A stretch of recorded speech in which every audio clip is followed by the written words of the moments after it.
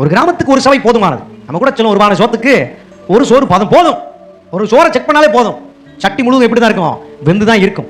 ஒரு ஊருக்கு ஒரு சபை போதும். ஊர் நல்லா இருக்கும். ஒரு சபைக்குள்ளே அசுத்தம் இருந்தால் கிராமத்துக்குள்ளே இருக்கும். ஒரு சபைக்குள்ளே சண்டை இருந்தால் கிராமத்துக்குள்ளே இருக்கும் சண்டை பிரிவினைகள் இருக்கும். ஒரு சபைக்குள்ளே தரித்திரம் இருந்தால் கிராமங்கள் முழுவதும் தரித்திரத்தினால் இருக்கும்.